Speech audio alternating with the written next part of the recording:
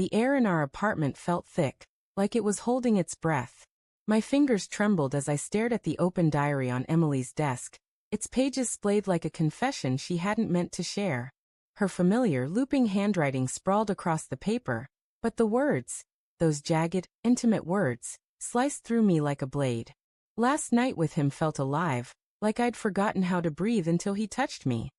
My stomach churned, while rising as I read on, each sentence a fresh wound. I grabbed my phone, hands shaking so badly I nearly dropped it, and snapped photos of the pages, evidence of a betrayal I couldn't yet comprehend. My chest tightened, the room spinning. How had we gotten here? The morning had started so ordinarily. Emily had kissed me goodbye, her lips soft and routine, before dashing out for her shift at the hospital. "Love you, Nate," she'd called, her voice bright as she slung her bag over her shoulder. I'd smiled, waved, and settled into our quiet apartment, planning to work from home.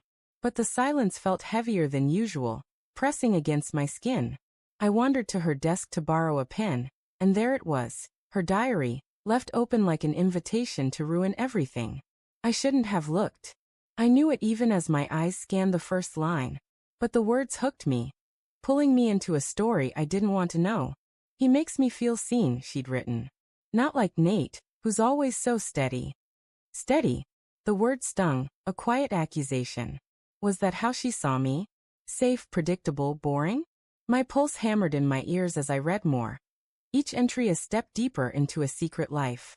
Dates, times, places, coffee shops, late-night walks, a hotel room downtown. My knees buckled, and I sank into her chair, the leather creaking under my weight. The apartment seemed to shrink around me.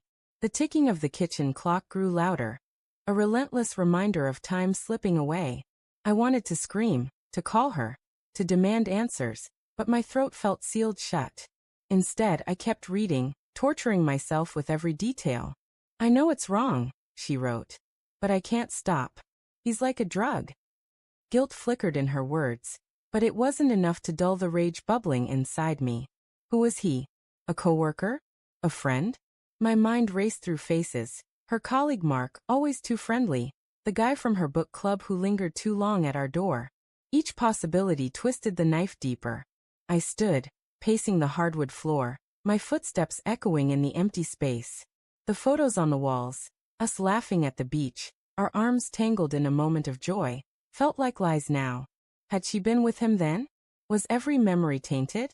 I stopped at the photo from our trip to Maine, her head on my shoulder, the sunset painting her face in gold.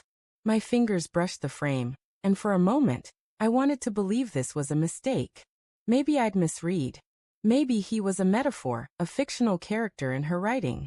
But the specifics, the hotel, the dates, were too precise, too real. My phone buzzed, snapping me out of my spiral. A text from Emily. "Home late tonight. Extra shift. Love you." The words mocked me. Love you.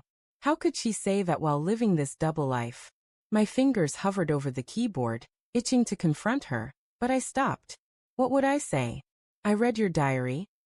She'd know I'd violated her trust too. The irony burned. Both of us breaking something sacred, but hers felt unforgivable. I needed air. Grabbing my jacket, I stepped onto the balcony. The city's hum a dull roar below.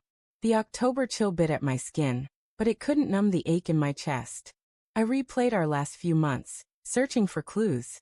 She'd been distant, sure, but I'd chalked it up to her long hours, the stress of her job.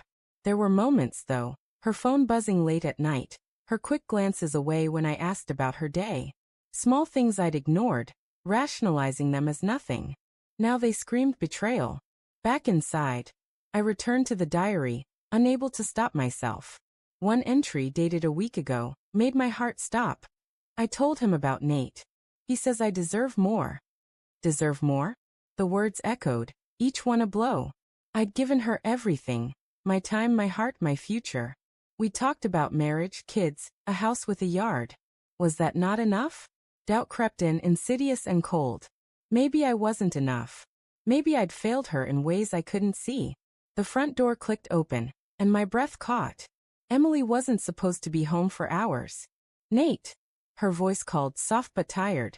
Panic surged through me. I slammed the diary shut, shoving it back to where I'd found it, my hands clumsy. In here, I managed, my voice cracking. She appeared in the doorway, her scrubs wrinkled, her hair messy from a long shift. She looked beautiful, and I hated her for it. Rough day? I asked, forcing normalcy into my tone. My heart pounded so loudly I was sure she'd hear it. Yeah, she sighed, dropping her bag. They called me in early. You okay? You look off. I forced a smile, my mind screaming with questions I couldn't ask. Just tired. I lied. Her eyes lingered on me, searching, and for a moment, I thought she knew. But she just nodded, heading to the kitchen for a glass of water. The normalcy of it was maddening. How could she act so calm when she was tearing us apart?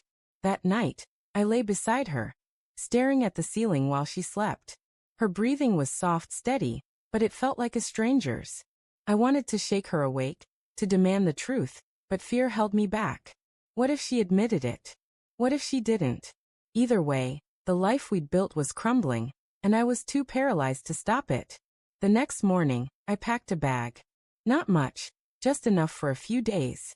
I didn't know where I'd go, but I couldn't stay here, sleeping next to a lie. As I zipped the duffel, my eyes fell on her diary again, still on the desk. I opened it one last time, flipping to a new page she'd written last night after I'd gone to bed. I saw the way Nate looked at me tonight. It read, like he knows. I can't keep doing this to him. Tomorrow, I'll tell him everything. My breath hitched. She was going to confess. But as I read the final line, my world tilted. I'll tell him I love Mark and I'm leaving. Mark. Her coworker. The truth landed like a punch, but it was the last sentence that broke me. Nate deserves better than a coward like me. I closed the diary, my hand steady now. The photos on my phone burned in my pocket, proof of her betrayal, but also of my own. Invading her privacy, doubting her before she could explain. I didn't know what hurt more. Her infidelity or the realization that we'd both failed each other. As I walked out the door, bag in hand, the apartment felt like a ghost of our life together. I wasn't sure if I was leaving to protect myself or to punish her, but one thing was clear. Nothing would ever be the same.